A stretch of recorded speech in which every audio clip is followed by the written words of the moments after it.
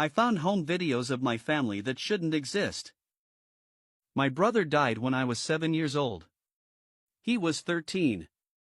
He drowned in the lake down the street from our house. My parents never touched his room.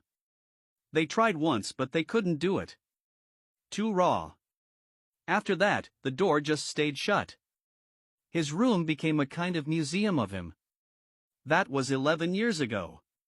His room still looks the same. This morning, while I was packing for college, I thought I'd finally go in there. My plan wasn't anything dramatic.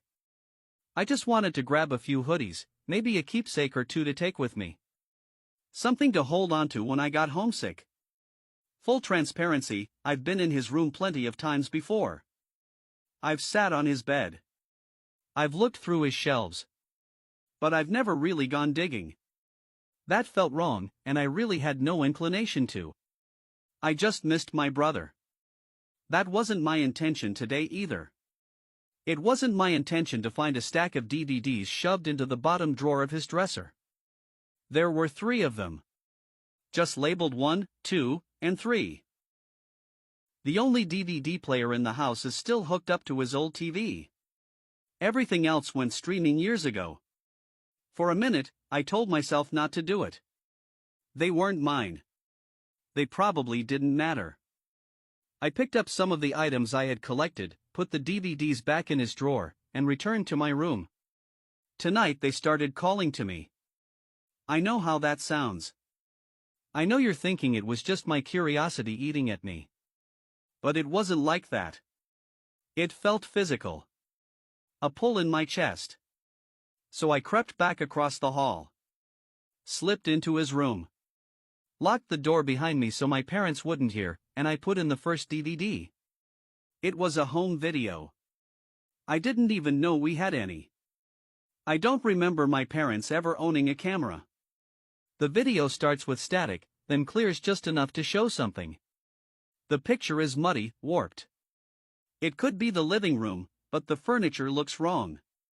Everything is too big or too small, shifting every time the frame jitters. Sometimes it almost looks like a bedroom. Sometimes, like a hallway. No faces. No clear shapes. Just flickering shadows that don't match what the voices are saying. Because there are voices. Familiar ones. Laughter, clinking dishes, and my mom calling my brother's name. It sounds like family in the background, just out of sight.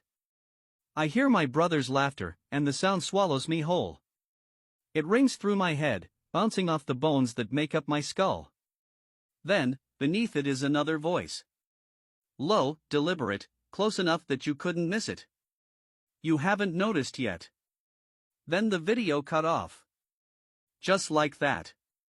I scrambled to replay it, not even thinking about the other 2 discs still stacked under the TV. I just wanted to hear him laugh again. That laugh. I tried not to think about the end, though the fear of it was crawling slowly up my spine as I hit play. Because the way it spoke, it sounded like it wasn't part of the recording at all. Like it was speaking to the camera. To me.